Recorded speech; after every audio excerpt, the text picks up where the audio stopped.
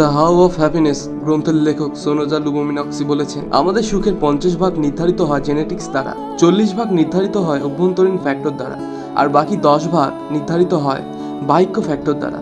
বাহ্য ফ্যাক্টরের মধ্যে রয়েছে আমরা বিবাহিত কিনা অবিবাহিত, ধনী নাকি গরিব, এবং সামাজিক প্রভাব। এক্ষেত্রে প্রমাণ হয় আপনার সুখের মাত্র 10% বাইরের ফ্যাক্টরের সঙ্গে সম্পর্কযুক্ত। এর বটম লাইন হলো, জীবনের প্রতি আপনার দৃষ্টিভঙ্গি কিংবা আচার আচরণ আপনার সুখকে প্রভাবিত করে।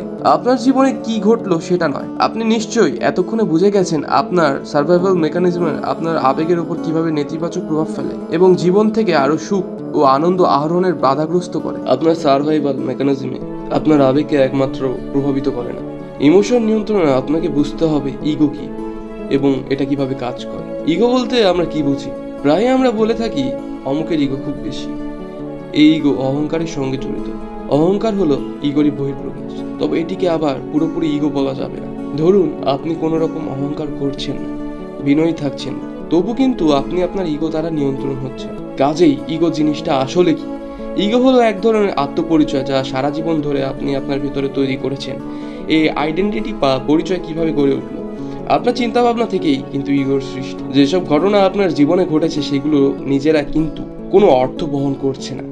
আপনি এসব ঘটনা ব্যাখ্যার মাধ্যমে এগুলোকে অর্থবহ করে তুলছেন। আপনি ঘটনাগুলো মেনেও নিচ্ছেন কারণ লোকে আপনাকে তাই করতে বলছে। তাছাড়া আপনি নিজের পরিচয় তুলে ধরছেন আপনার নাম, বয়স, ধর্ম, রাজনৈতিক বিশ্বাস কিংবা পেশার মাধ্যমে। এই যে অ্যাটাচমেন্ট বা সংযুক্তি, এর কিন্তু একটি ফল রয়েছে। আপনাকে সুখী করা মস্তিষ্কের প্রাথমিক কাজ নয়, এর কাজ হচ্ছে আপনার টিকে থাকা নিশ্চিত করা। এভাবে যদি সুখী হতে চান তো আপনার আবেগ নিয়ন্ত্রণ করতেই হবে। ডোপামিন হলো একটি নিউরোট্রান্সমিটার যেটি মানুষের কিছু বিশেষ আচার আচরণে মুখ্য ভূমিকা পালন করে। আপনার মস্তিষ্কের নির্দিষ্ট কিছু এলাকায় যখন ছড়িয়ে পড়ে ডোপামিন, যেমন আনন্দ উৎপাদনের জায়গাগুলো, আপনি উল্লসিত হয়ে ওঠেন।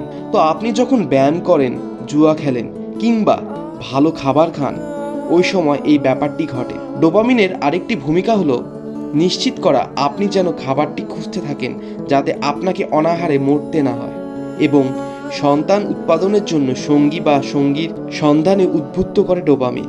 ডোপামিন না থাকলে জাতি হিসাবে আমরা কবেই নিশ্চিহ্ন হয়ে যেতাম। কাজে এটি বেশ কাজের জিনিস, তাই না? এর জবাব একই সঙ্গে হ্যাঁ এবং না। বর্তমানের দুনিয়াতে এই পুরস্কার পদ্ধতিটা অনেক জায়গাতেই সেকেলে হয়ে গেছে। অতীতে ডোপামিন আমাদের টিকে থাকা লড়াইয়ের সঙ্গে সংযুক্ত ছিল, আর বর্তমানে ডোপামিন কৃত্রিমভাবে উৎপাদন করা যায়। মস্তিষ্ক ডোপামিন ছড়িয়ে দিলেই প্রতিবার আমাদের তাতে সাড়া দেওয়ার প্রয়োজন পড়ছে না। আবেগ নিয়ন্ত্রণের জন্য আপনাকে বুঝতে হবে ডোপামিনের ভূমিকা কী এবং এটি আপনার সুখকে কিভাবে প্রভাবিত করে। আপনি কি সারাক্ষণ ফোন টেপেন, টিভির সামনে আঠা হয়ে লেগে থাকেন, অথবা আপনার ভিডিও গেমের আসক্তি অত্যাধিক? আমাদের বেশিরভাগেরই কোনো না কোনো জিনিসের প্রতি আসক্তি রয়েছে। কারণটা পরিষ্কার বোঝা যায়, আবার যায় না। যেমন আপনি হয়তো সারাক্ষণই কোনো না কোনো বিষয় নিয়ে চিন্তা করতে থাকেন। আবেগ নিয়ন্ত্রণে আপনার আসক্তি কি তা ভালোভাবে বুঝতে হবে, কারণ তখন আসক্তি আপনার সুখ কেড়ে নিতে পারে। ভিডিও শেষে একটা কথাই বলবো, আপনি মানুষ, কোনো রোবট নন। আজকের মতো এখানেই বিদায় নিচ্ছি। যদি এই কথাগুলো আপনার মনের কোনো কোণে একটুও দোলা দিয়ে থাকে তবে কমেন্টে আপনার মনের কথা শেয়ার করতে পারেন। মনে রাখবেন, রাত যত গভীর হয় সূর্য ওঠার সময় তত কাছে আসে।